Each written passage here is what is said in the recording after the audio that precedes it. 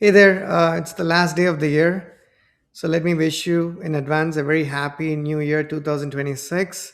Follow our podcasts, our Substack pages, subscribe to everything that you possibly could from a Snowpal standpoint so you can, hone your engineering skills and your finance skills and hopefully build software in quick time by integrating your tools, your platform with our APIs on AWS Marketplace, or you can license them, right? So, hope to be working together a lot more next year and collaborating with you. Hit us up if you have any questions. Without further ado, let's get into this video. As I've mentioned more than once before, and you're going to hear more from us as we get into the new year, we are starting to work on our next fintech API slash product.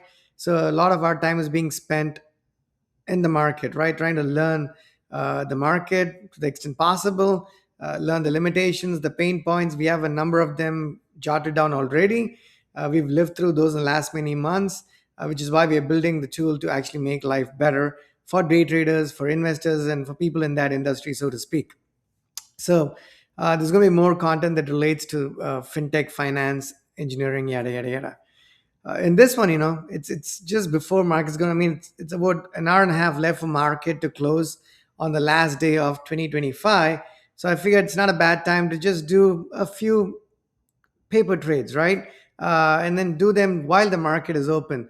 A lot of the recording we do ends up being after the market closes, so we cannot show you some of these things that can might be cool to see in real time.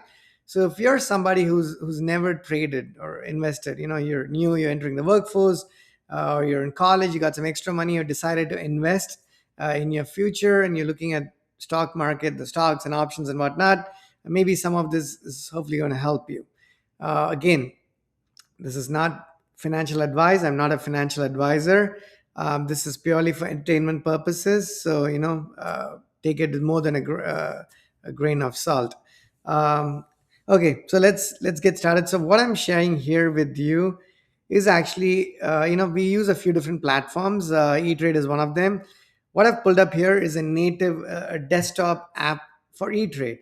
Now, E-Trade also, you can just go to etrade.com on the browser and do it all on the web, or download the mobile app, or use a combination of all of them. But if you're, this one's called I think they call it the Power Trade, if I'm not wrong. They have two versions of it, right? It's the same desktop app, but you can either do real trades or paper trades. You have a toggle, you can pick one when you log in. I've just chosen to log in here using the paper trade option. So that's, you can either do it on the web or using the tool. We do it both places most of the time. Actually, I want to say on the web, but the tool is also good. It can be better. You just need a wider display to be able to use the tool, because it's just the way the resolution works. And there's a lot of thing that's packed into that space. So there are many other tools. Fidelity. I don't know if Fidelity has a desktop app. I don't think they do. Right, but there's Webbull. I mean, I don't know if Robinhood has a desktop app as well. You may have heard of them, surely. Webbull, Robinhood, Interactive Brokers, IBKR. I know that they do have a desktop tool even for the Mac and maybe for Windows as well, I'm sure. So you can pick and choose which platform works for you. Now, each one is different from the other. They ultimately let you do the same sort of things, which is trade, right? By whether invest in stocks and options and whatnot. But how they, the interaction is going to vary, because the user interface is different, and you may like one and not like the other. It's just personal preference. And then there's other things like, if you're doing margin trading, what each one brings to the table. So there are a lot of differences, a fair number of differences. But if you're a beginner, I think you should just look at what a few things I might recommend, right? A lot of these platforms actually don't charge a commission on every trade, at least directly for them, but they have to charge what the exchange or the SEC, from what I understand, requires for them to charge. So probably, I don't know if they collect the money or they get a cut of the money, or if it just goes to SEC. But regardless, you may want to draw those, do those comparisons. But otherwise, there's minor differences unless you're doing really large volume trades. Here is what I recommend. Don't get overwhelmed by picking the platform. Just go with one that you feel like you that connects with you. and the interface is easy enough. And then if you, once you get better, it's not difficult to switch out of those platforms, right? So I recommend that you check out E-Trade, which is pretty good, or Fidelity. Those are two that we use all the time. The web version or the desktop version. Here we're going to see the desktop version because they don't support paper trades on the real version, right? So that's what we're going to do here. So let's actually go to this page here. Okay, so a few things before you start, putting real money at work. It's obvious, but I'm going to state the obvious here. You want to actually paper trade, right? Get a sense of what's actually happening. Pick the industry that you probably want to trade. If you're interested in tech stocks, maybe in that space. You're interested in companies that are software related or semiconductor companies, AI companies, and companies in that space, essentially, right? A lot of them that guide the Nasdaq. Um, so let's say we're going to do a few trades here, right? We got some time, so let's just try a few trades for what it's worth. Let me. Okay, I do have an active trade. So this is, you log into the tool again. You can have you should have two-factor auth enabled. Make sure you do. So you're going to download the authenticator app on your phone, and then you have your username and password along with the six-digit code. You stick that code in and you log in. You log in through your desktop app. That's what I've done in this particular case. So this user interface, tell you, it's a lot more complex to digest than the web interface. So if you're a beginner, I recommend you start there and then you make your way here. But if you want to do paper trades, surely you're going to have to do it here because they do not support paper trades on the web. So let's just keep it simple. Keep it simple, right? Let's do the very basics here. This interface, if you ask me, it surely needs a lot of improvement. But that's a conversation for another day. We'll just use what it provides us here and go with it. So if you go to tools, I guess go to order ticket and you can, find which one you want to trade. So let's say I pick, I don't know, let's go with, why don't we start with one of the volatile securities out there, Tesla, right? So you're going to say buy. You could buy or sell. I don't know. Maybe it doesn't let you short these positions because I see. Um, yeah, those are options. So that's the first thing I'm noticing here. I don't see a way to short Tesla on the paper trades. So maybe the paper trade tool does not support shorting. Maybe that's what it looks like. And if you don't know what shorting is, you probably do. I'm just going to say it. You can either bet on a security going upwards in direction, so you buy it at a lower price and sell it at a higher price, and then the difference, the delta, is your gain. Or if you think either the market's going downwards, going south on a given day, or that industry is going south on that given day, possibly. I'm just talking day trading very specifically here, just to keep the conversation simple enough. Or you think that the market is all right from a macro standpoint, the industries are fine too, but maybe that particular company, you feel like it actually has a downward trend and you decide to bet on the stock price, the value of that stock going down. Then you're going to short that position, right? So you're going to say, you know what, I'm going to buy something at $100. I expect for it to go to $99, drop by 1%, and then I close the position and collect my profits. So you could either buy or short, but I don't think the paper trade seems to support the short option. So let's just do the simple one: buy. Buy 100 shares. Now I can buy this at market price. Market price is like 400 and what is it, like $52.39, something like that, or 452. Yeah, that's what it is. Or if you're okay with it being a few cents upwards or downwards, but if you want something, if you want it to be more specific, you could do a limit order. You could say, you know what, buy this as long as it's below a certain price, right? So 452.27. So I could say 450, I don't know, I could say 452, which means I wait for the price of Tesla to drop a bit. And if it does, my order executes. Otherwise, it does not execute. So let's just do 452 and maybe we place 100. You're just going to say 100 shares during the duration of the day. I'm going to preview. Okay, I'm going to hit. Oh, you have insufficient funds. The paper trade, they give you a certain amount of money. Maybe it's 100,000, maybe it's 200,000. I think they probably have some bugs as well because I tried to place an order before I hit record for Nvidia. The order didn't go through. It was a market order, but it didn't go through. So I tried to cancel it, but it didn't let me cancel either. So it's kind of held on to that position size. I think maybe I bought about $100,000 worth of Nvidia, but anyways, that probably is a bug. I'm quite sure bug in their paper trading system. So it doesn't seem like it lets me do, because I have a few positions open. So let me go to tools and go to positions, and then you'll see here that I have, oh, I just have, yeah, I have one. Maybe I have just one. I thought, see, I see, and I'm a little confused because I thought I had placed an order for two positions. Maybe not. That's all right. Okay, there's CoreWeave, one of the AI companies.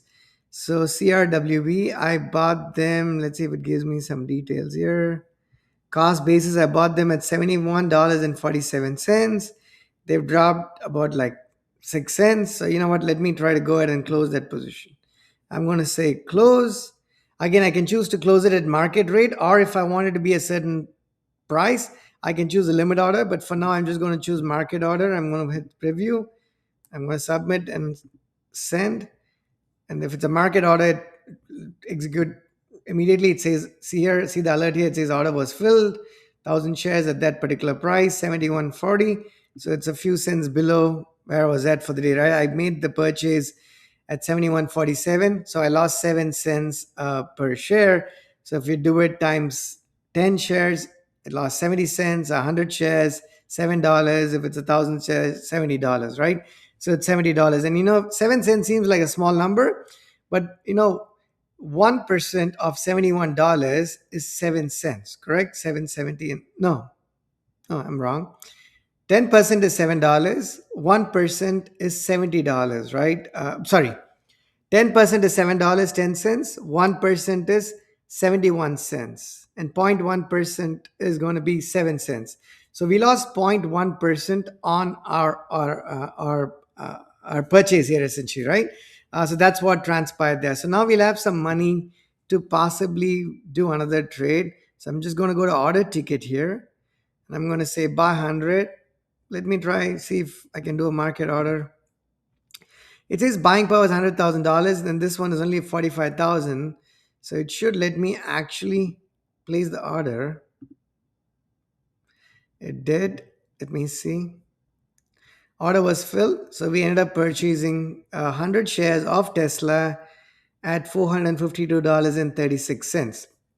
Now, what we can do is we can say, excuse me, close, but we'll do a limit order because we bought that at four. What was the price we bought that at? Let me go here. 452.36. So, okay, 452.36. I'm going to say 452.56. 20 cents for what it's worth. I'm going to preview. I'm going to send. So this order would not be filled, right? That's why I can cancel the order. I can modify the order if I wanted to. But I want to view my position. It's going to still show.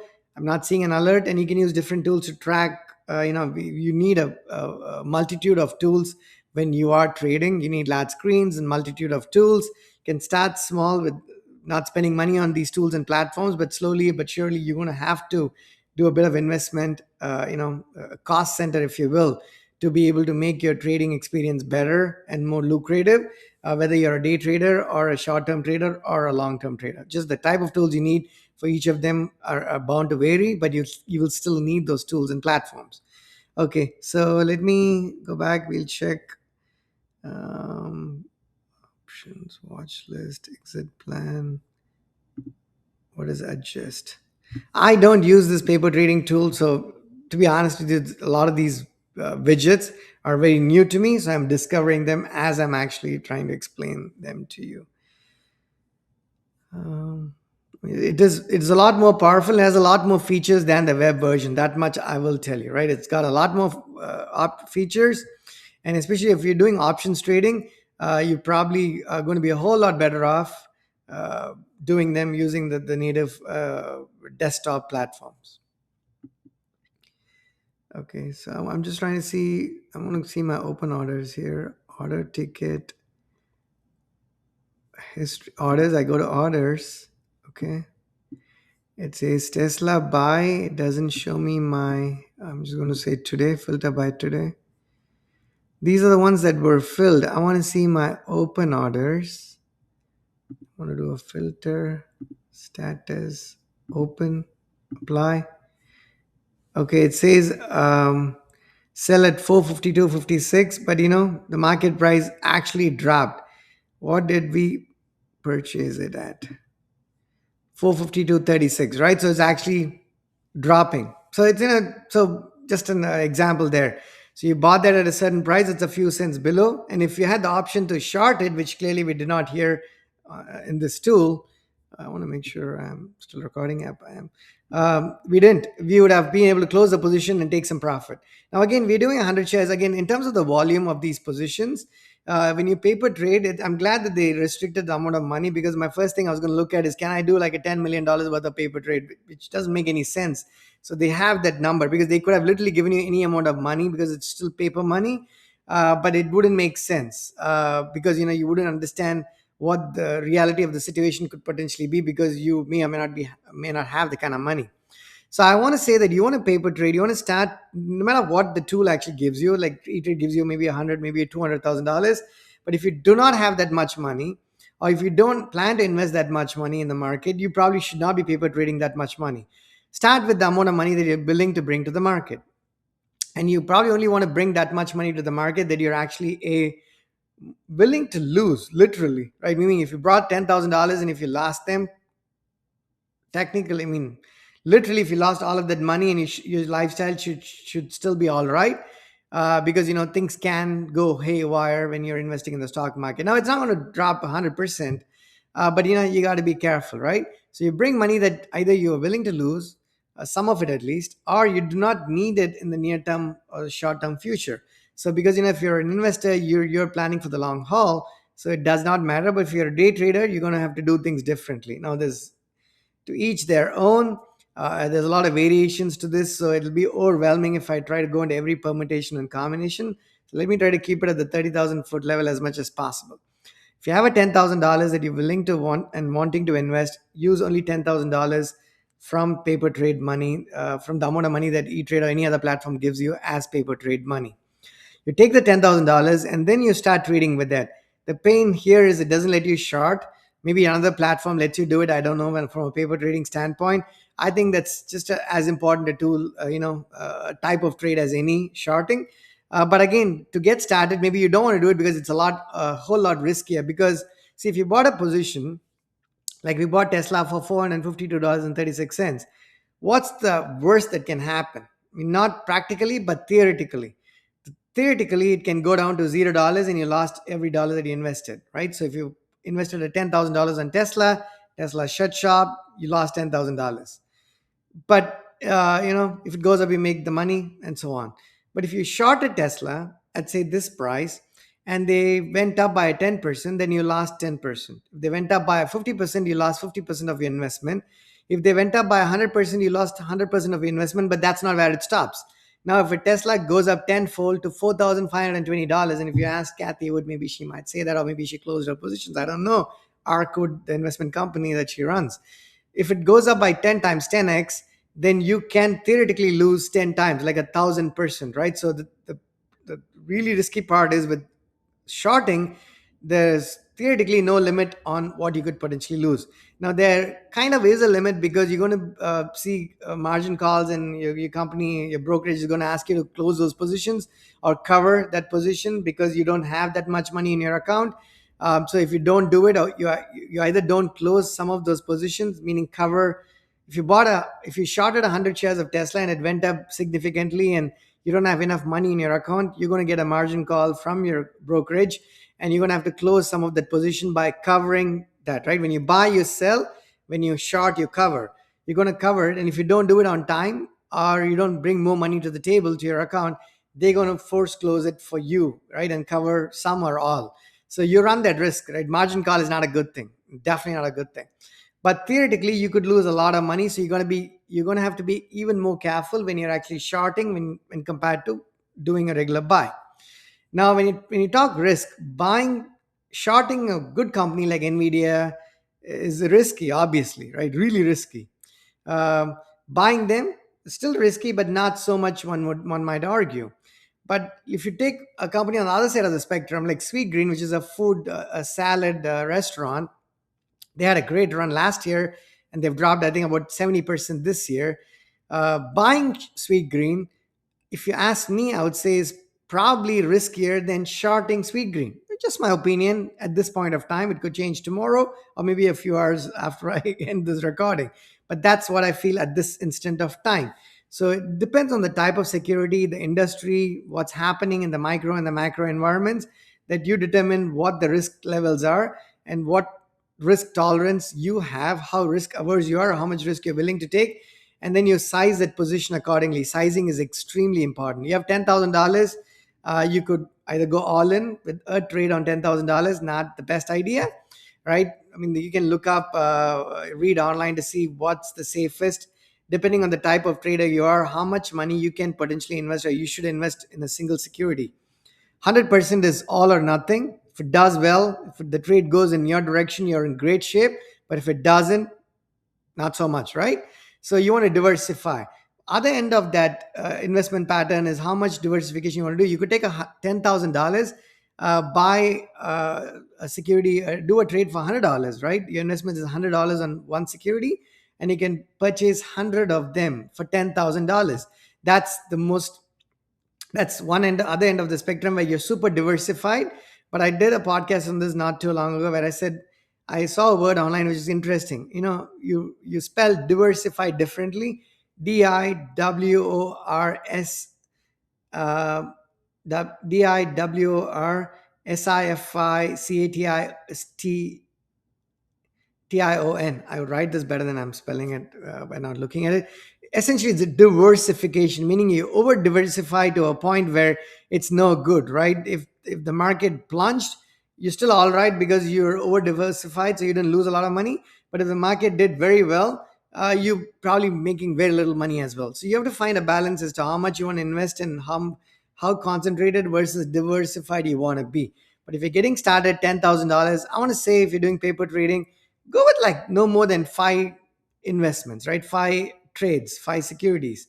So maybe if you did an average $2,000 a piece, so that'll give you a decent idea. That's probably what you should go with. And maybe you want to pick a combination of buying and shorting, but initially maybe you don't want to short, and the tool anyways does not seem to support it. Just buy and see how it goes. Now that we've talked for a little bit about the various options there, let's come back here to see where our trade is. So Tesla is, well, let me see how close. Yep, so it's for, oh, the current price. This UI is not. So we bought it at 452.36. I think the current price is 451.60 something, right? So it's dropped almost a dollar. So you want to keep an eye on the index as well while this happens. I'm just sharing one window, so it's not easy enough to do that. But let's actually go here and let's see if I can pick Nasdaq or something.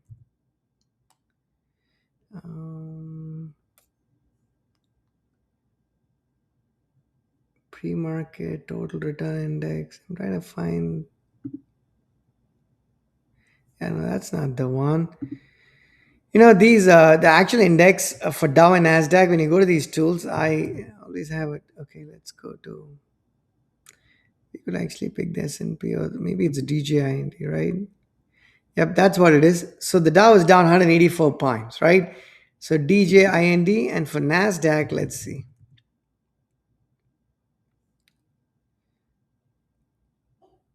Okay, you know what? Give me a second. Let me go to a different window. I'm going to find this quickly. What is the ticker? Nasdaq index. Finance Nasdaq. It's IXIC maybe. So let me come back here. Let's search for IXIC. I don't know. It's one. Yeah, that looks like it, right? 23,000. Let me go. Let's make sure that. Yep, that's what it is. So IDX, so Nasdaq is about 100 points down. So you want to keep this. You want to watch it. How you set up your windows? That we'll talk about it in a different video. The arrangement of your desktop, depending on the tool you're using, or agnostic to the tool that you're using, the set of tools that you need, how you place these windows as a retail investor or retail trader, it's very important because while the large companies and institutional investors are trading in the milli and the microseconds, because that's why they're making that money. Retail investors don't have that luxury, right? The best you could do is deal in seconds. If you're great and you're quick with your fingers, you could do in milliseconds maybe, but generally it's in seconds. But what you don't want for it to be in is in multi seconds, meaning when you've decided to enter a trade or close a position, yada yada yada, you want to make sure all of that happens within a 1 to 3 second window, right? Tops 5 seconds, that's a big number already, because you're competing with the sharks, the institutional investors that are dealing in micro and milliseconds. So you want to be on the right side surely in terms of direction, but you want to be quick as well. So how you set up your tool and your desktop and the arrangement, I've said this for coding and building software, it's no different. For trading, it's really no different for anything that you actually do.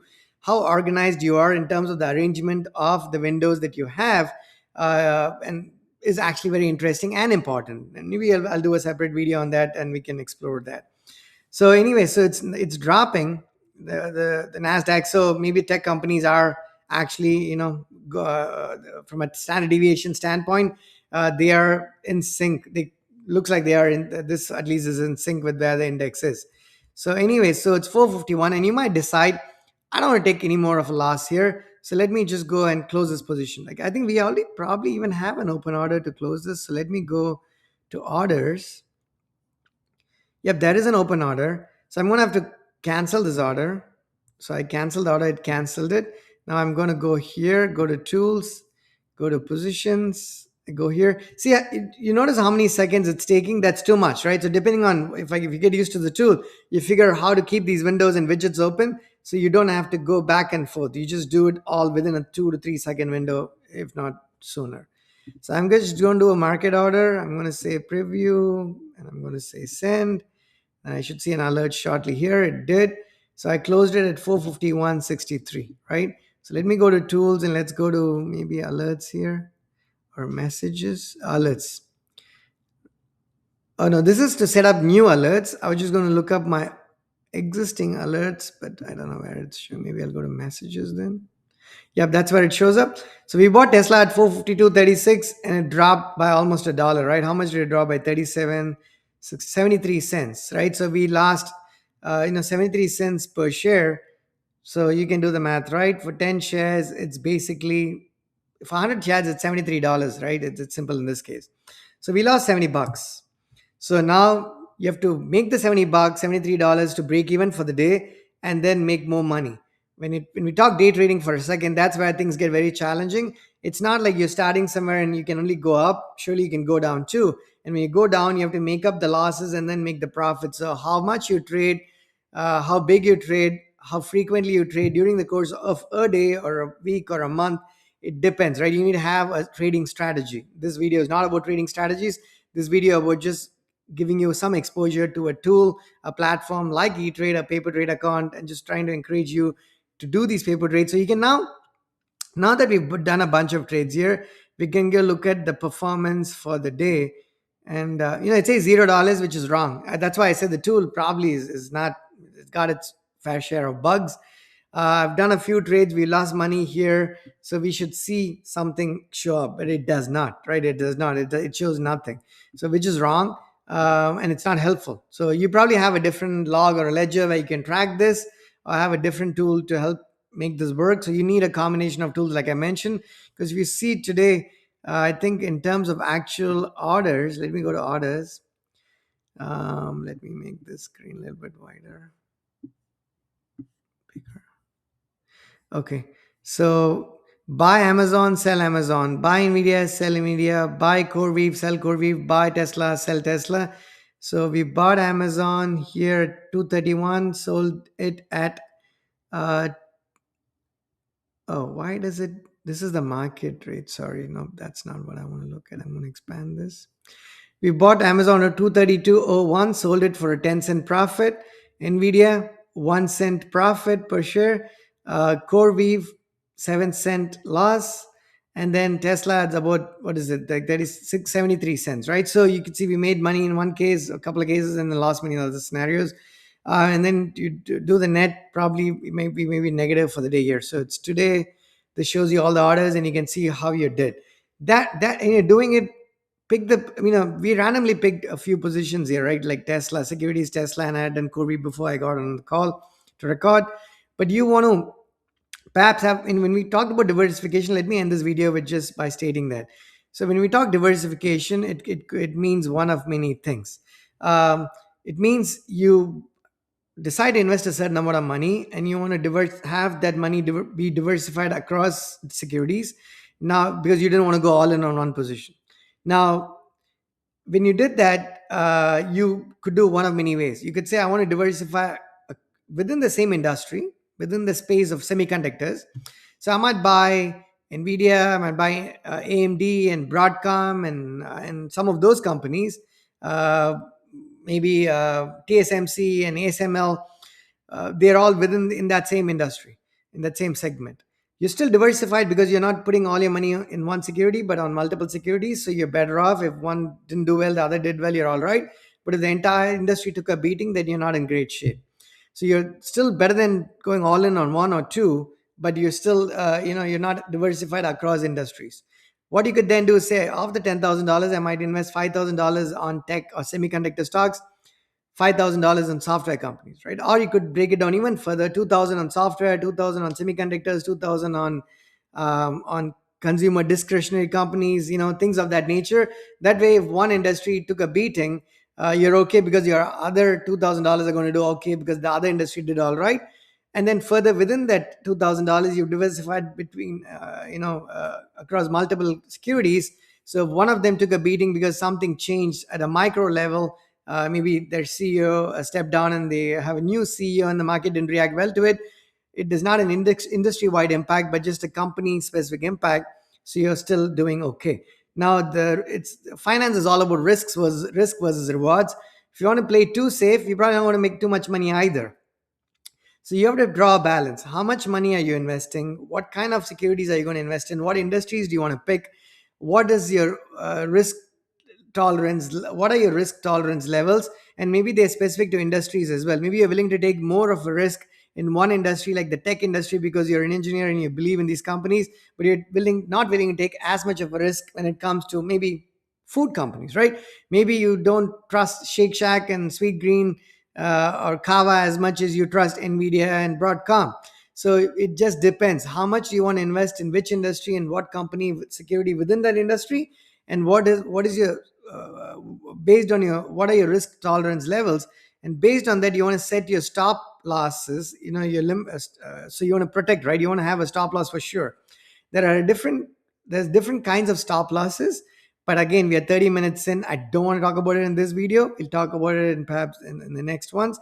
But if you've never done any investing or trading and you've never seen any of these tools, hopefully some of what I've shared here is going to serve as a stepping stone for you to sort of put your foot in the water there. And hopefully it's the right idiom. I'm known to be using the wrong idioms and sometimes getting them entirely wrong, but that looks like something that doesn't feel like a wrong one. Anyways, so hope this was useful.